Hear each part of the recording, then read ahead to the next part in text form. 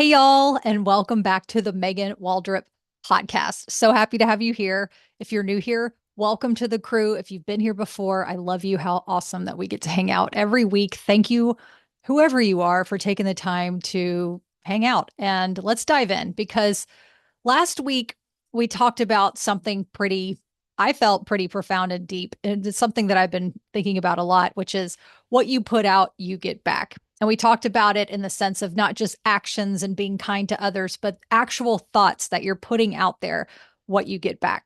So I want to kind of slow that down and break it down even more because it's more about just, changing a thought because you first have to catch the thought before you can even change it. And this is where most of us, including myself, miss it because thoughts, as we know, they don't come in and they're like, hey, I'm a negative thought and I'm here to ruin your day. They come in like automatic, like you don't even think about the thoughts, but you're feeling them. You're like, have all these, whether it's to-do list, anxiety, past experiences that I call cringe memories that I'm now turning into, oh, thanks for the lesson memories.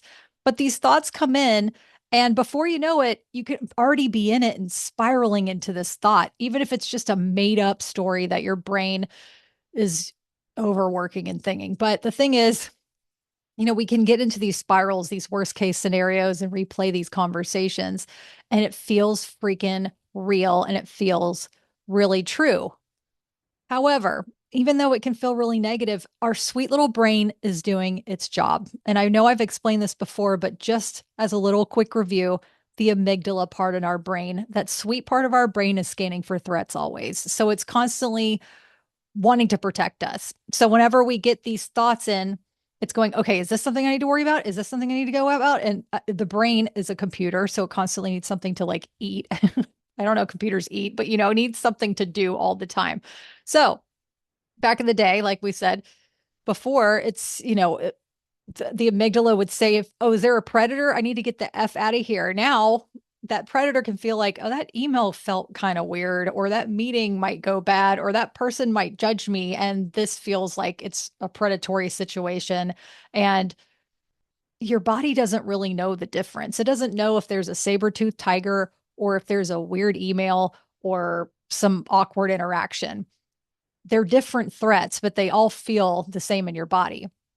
So even if your brain is looking or feeling like, what if something could go wrong? Like if it's always in this what if, it's not because something's wrong with you. Okay. It's because your brain is doing exactly what it's designed to do, but we're trying to give it a new job to do. You know what I'm saying? So we love our brains. We don't want to be like, oh, the brain is such a liar. Like I've heard that before, and I've not even said that before. But at the same time, I want to turn that script upside down and say, no, our brain is just trying to protect us. There's no negativity up there. There could be negative thoughts that we have, it's been well worn paths that we've thought about over and over again because we have, this anxiety that builds and almost like our body feeds on that adrenaline that the anxiety has. So it almost goes to those negative thoughts to fuel this crazy drug of cortisol, of stress.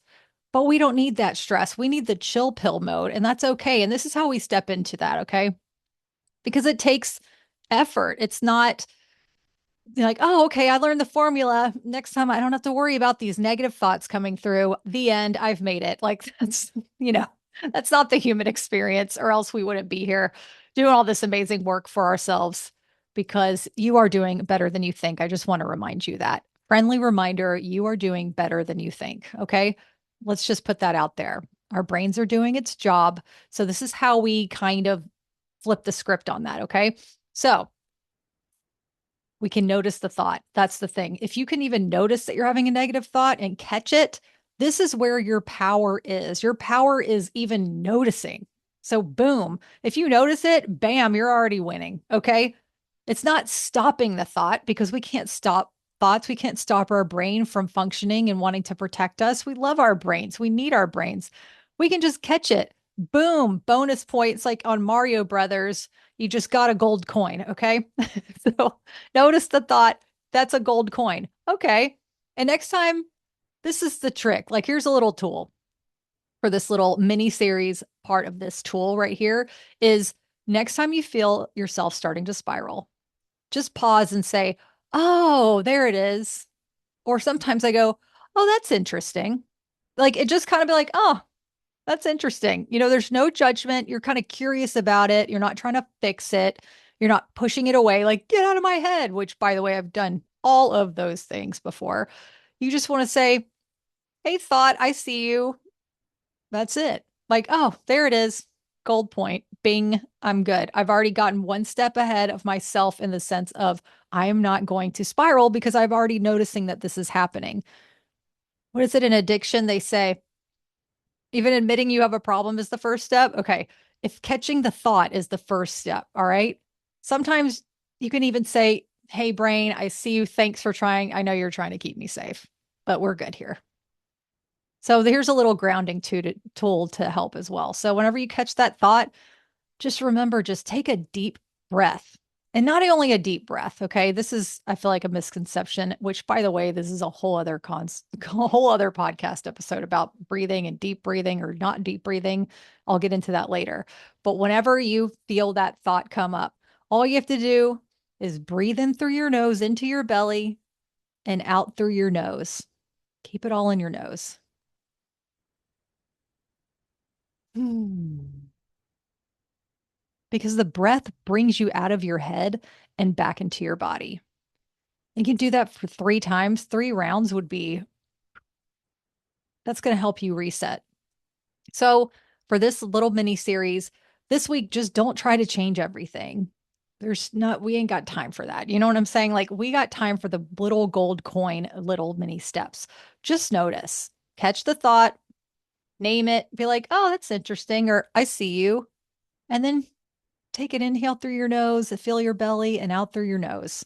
And that's it. That's all we got for today. Stay tuned for next week. We're going to dive in even more with even more grounding tools to get into this whole not mastering your mind, but at least becoming friends with the mind and using your mind for good. What you put out, you get back. Okay. I'll see you next week. Thank you so much for being here. Until then.